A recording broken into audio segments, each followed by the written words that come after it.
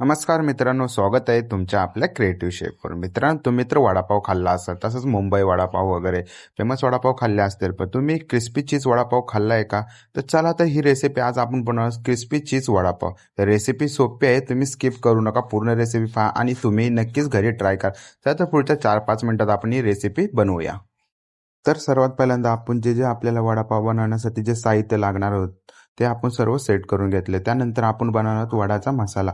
वडाचा मसाला बनवण्यासाठी आपण 2-3 कांदे लसणाचे सोलून घेतले. त्यानंतर साफ करून घेतल्यानंतर त्यामध्ये 2 तुकडे आल्याचे आणि 5-6 मिरची हे आपण त्याला सर्वांना मिक्सी मारून घेतली. त्यानंतर आपण आता आपल्या वडाच्या मसाला तडका मारून घेणार आहोत.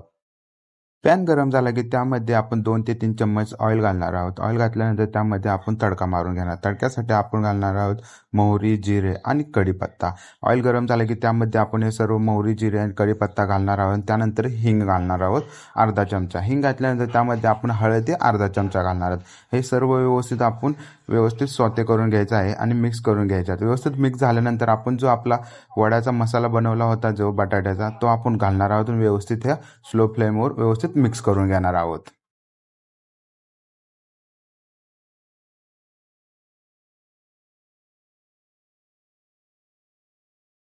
या तडक्यामध्ये आपण हळद घालणार आहोत. हळद व्यवस्थित आपण भाजून घ्या. हळद भाजल्यानंतर जो आपला वड्याचा मसाला आहे तोही आपण स्लो फ्लेमवर व्यवस्थित आपण भाजून घेणार आहोत. तोपर्यंत एका साईडला मसाला स्लो फ्लेमवर भाजून घेईपर्यंत आपण दुसऱ्या साईडला आपण जे आपले बटाटे आपण ठेवले होते ते आपण व्यवस्थित आपण स्मॅश करून घेणार आहोत. बटाटे व्यवस्थित आपण स्मॅश करून घेणार आहोत आणि ह्या आपण मसाल्यामध्ये ते बटाटे घालणार आहोत. तर हे बटाटे मी व्यवस्थित कुकरला लावून 4 बटाटे आम्ही व्यवस्थित शिजवून घेतले. शिजवून घेतल्यानंतर ते बटाटे साफ करून व्यवस्थित मी हातानेच स्मॅश केले. स्मॅश केलेले हा आपले बटाटे आहेत ते आपण ह्या मसाल्यामध्ये घालणार आहोत आणि स्लो फ्लेमवर आपण हे बटाटे मिक्स व्यवस्थित करून घेणार. हे बटाटे व्यवस्थित मिक्स करून घेतल्यानंतर त्यामध्ये आपण चवीनुसार घालणार आहोत मीठ आणि त्यानंतर भरपूर अशी कोथिंबीर आणि हे सर्व आपण व्यवस्थित मिक्स करून घेणार आहोत स्लो फ्लेमवर.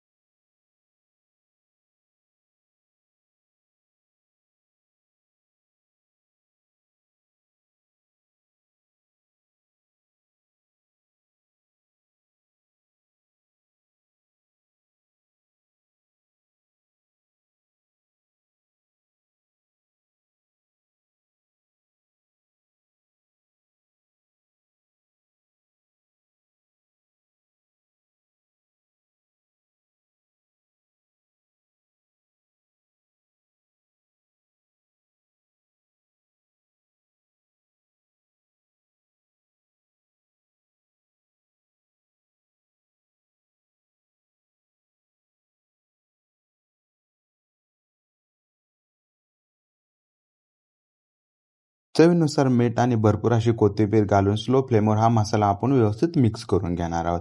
व्यवस्थित मिक्स करून घेतल्यानंतर तयार आहे आपला वड्याचा मसाला.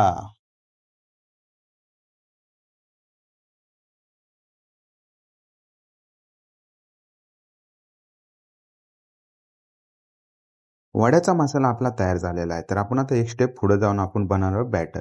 त्यासाठी आपण 1 कप आपण बेसन पीठ घेणार आहोत. त्यामध्ये 1 चमचा मी कॉर्नफ्लॉवर घेतलेला आहे. कॉर्नफ्लॉवर म्हणजे मी क्रिस्पीनेससाठी 1 चमचा कॉर्नफ्लॉवर घेतलेला आहे आणि चवीनुसार मीठ घातलेलं आहे आणि व्यवस्थित थोडं पाणी टाकून व्यवस्थित मी हे त्याचं बॅटर बनवून घेणार आहे. वन टाइम पाणी टाकायचं नाही, कारण जेणेकरून त्यामध्ये जे बेसनमध्ये जे गुठल्या असतात ते गुठल्या राहतात. त्यामुळे थोडं पाणी टाकून ते सर्व लम्स आपण व्यवस्थित मिक्स करून त्याचं बॅटर बनवून घेणार आहोत. ज्या पद्धतीने मी बॅटर बनवलेलं आहे थोडं पाणी टाकून व्यवस्थित मिक्स करून, त्या पद्धतीने तुम्ही पण बनवलं तर तुमचं बॅटर माझ्यासारखं स्मूथली बनेल. तर ह्या पद्धतीने तुम्ही हे बॅटर बनवा. तर माझं बॅटर व्यवस्थित तयार आहे. थोडं पाणी टाकून स्टेप बाय स्टेप मी व्यवस्थित बॅटर स्मूथली बनवलेलं आहे आणि तयार आहे माझं वड्याचं बॅटर. जास्त घट्टी नाही, पातळी नाही, व्यवस्थित त्याची कन्सिस्टन्सी ठेवायचं आहे आणि बॅटर बनवून घ्यायचं आहे. आपला वड्याचा मसालाही तयार आहे आणि वड्याचा बॅटरही तयार आहे. तर आपण एक पाव घेणार, त्यामध्ये आपण लावणार आहोत पिझ्झा पास्ता सॉस आणि त्यामध्ये 1 चम्मच मेयोनीज. तोपर्यंत दुसऱ्या साईडला आपण बनवणार आहोत वडापावची चटणी. वडापावची चटणी बनवून घेणार आहोत. वडापावला सॉस लावून ठेवणार आहोत आणि दुसऱ्या साईडला आपण वडापावची व्यवस्थित चटणी बनवून घेणार आहोत. वडापावची चटणी बनवण्यासाठी कोणते कोणते साहित्य लागते चला तर पाहूया. तर सर्वात पहिल्यांदा आपलं ऑइल गरम झालं की बघणार आहोत. ऑइल गरम झालं की त्यामध्ये आपण ज्या पद्धतीने बुंदी पाडतो त्या पद्धतीने आपण हातानेच असे आपण बुंदी टाईप आपण सर्व हे पाडून घेणार आहोत बेसन. आणि त्यानंतर बेसन पाडल्यानंतर हे व्यवस्थित त्याचा कलर आपण गोल्डन ब्राऊन करून देणार आहोत. व्यवस्थित आपण ते तळून घेतल्यानंतर आपण त्याच्यानंतरची पुढची स्टेप आपण करायला घेणार आहोत. बुंदी व्यवस्थित गोल्डन ब्राऊन झाली की त्यामध्ये एक लसणाचा कांदा घेणार व्यवस्थित साफ करून. त्यामध्ये आपण घालणार आहोत अर्धा चम्मच जिरे. त्यानंतर जे आपली बुंदी पाडलेली आहे ते गोल्डन ब्राऊन झालेले ते आपण ह्यामध्ये घालणार आहोत. आणि त्यामध्ये आपण घरगुती जी चटणी आहे ती 1.5 चमचा घालणार आहोत. त्यानंतर चवीनुसार सॉल्ट घालणार आहोत आणि चुटकेभर हिंग घालणार आहोत. आणि हे व्यवस्थित आपण मिक्सरमध्ये आपण मिक्सी मारून घेणार आहोत. आणि तयार आहे आपली रेस्टॉरंट स्टाईलमध्ये आपली जी स्ट्रीट स्टाईल भेटते ती चटणी.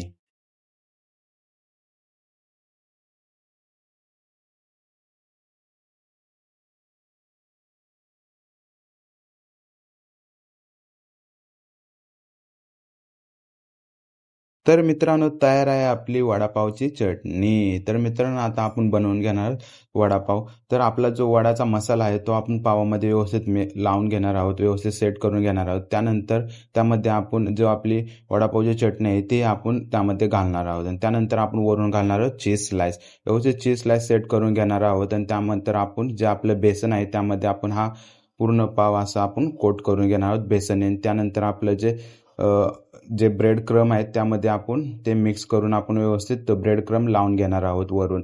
आणि तो फ्राय करून घेणार आहोत. तर मित्र तुमच्याकडचं ब्रेड क्रम अवेलेबल नसेल, जो आपला खायचा बटर आहे त्यालाही आपण चुरा करूनही लावू शकतो. आणि त्याच पद्धतीने जो आपला खायचा बटर आहे त्याचा चुरा करून ह्याला वरून क्रम केलेला आहे. आणि तो व्यवस्थित आपण तेलामध्ये फ्राय करून घेणार आहोत. तर मित्रांनो आपला वडापाव व्यवस्थित क्रम करून तयार आहे. त्यानंतर आपण मीडियम फ्लेमवर हा वडापाव फ्राय करून घेणार आहोत. थोडंसं ऑइल गरम झालं की बघणार. त्यानंतर मीडियम फ्लेमवर आपण हा वडापाव व्यवस्थित तळून घेणार आहोत. एकदम स्लो फ्लेमवरही तळायचा नाही. स्लो फ्लेमवर तळले की जास्त ऑइल पेल आणि हाय फ्लेमवर केलं की वडापाव जळण्याची शक्यता आहे. त्यामुळे स्लो फ्लेम व्यवस्थित वडापाव आपण फ्राय करून घेणार आहोत. तर मित्रांनो तयार आहे क्रिस्पी चीज वडापाव आणि कडक.